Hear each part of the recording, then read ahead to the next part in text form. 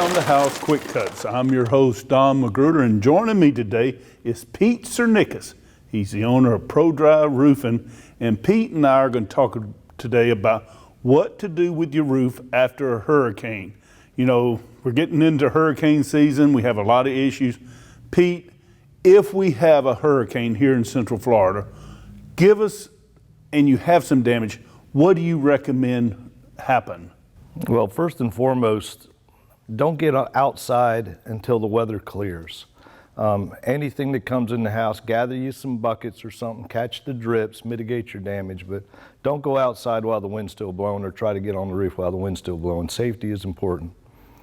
We have three different things that I usually see after the hurricane.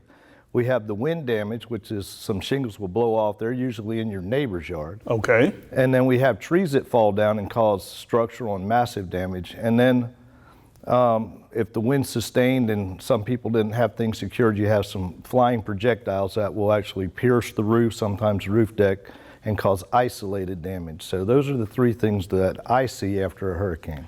And there's something a lot of people don't realize, that if you have high sustained winds of more than 80, 90 miles an hour, even though your roof may look that it's okay, that it has sustained damage and you'll probably wind up having to replace it. Isn't that the truth? Because a year later, the granules are just going to fall off. The roof will actually get blown so hard that it loses its adherence, and that will lift and crease and damage the shingles to where it won't be able to seal back on itself. And I see that a lot. And recently we've had several microbursts up in the north and the west side of the county here, and they've actually sustained some wind damage. I'm actually helping them with their insurance companies maximize their claims out. So. Well, Pete, one of the most important things you mentioned earlier, if you have damage on your roof, if you're a homeowner, and you're not comfortable climbing a ladder, getting on the roof, don't climb a ladder, get on the roof, because a lot of people are killed or hurt severely by getting on roofs and falling. If you have wind that's blowing your shingles off and damage, first off, you offer emergency repair service to keep the water from coming into the house. The first thing I do when I have a customer who has sustained damage is we go into contract together. We sign a contract pending an appropriate and acceptable insurance claim, and I make sure that they have the claim going directly to them. They can name me on the check as well, but I don't take any assignments because that's not on the up and up.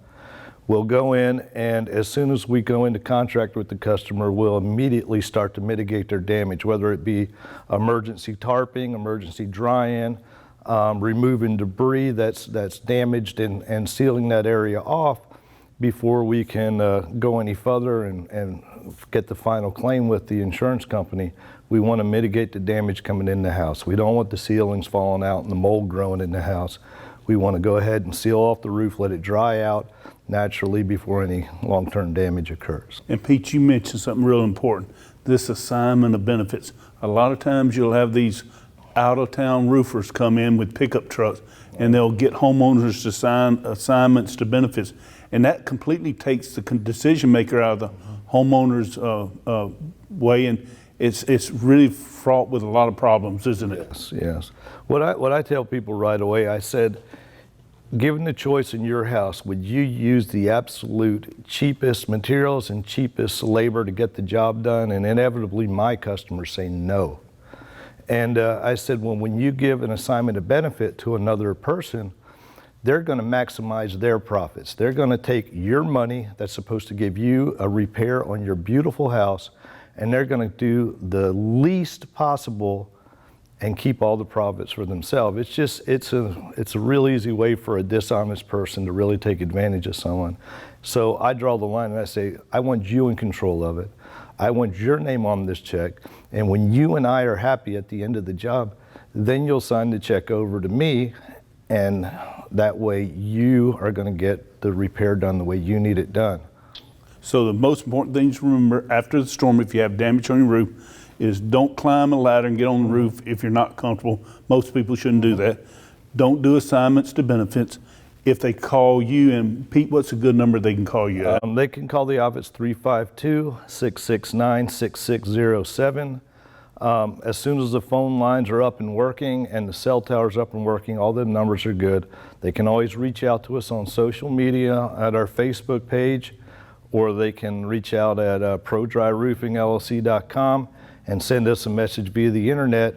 The main thing is if your neighborhood's hit, go ahead and gather your neighbors up, give us a call, we'll come out, we'll blanket the whole area, we'll take care of the whole neighborhood and get you safe and dry and get you on our schedule to get the roof repaired. And the most important thing, you're going to give them an upfront estimate and upfront information on the contract, and when they sign the contract, you will secure the house as far as putting tarps up and all that kind of stuff. Yeah, within reason. Some of the houses that are severely damaged, it may take a little bit of more work if there's trees involved and stuff.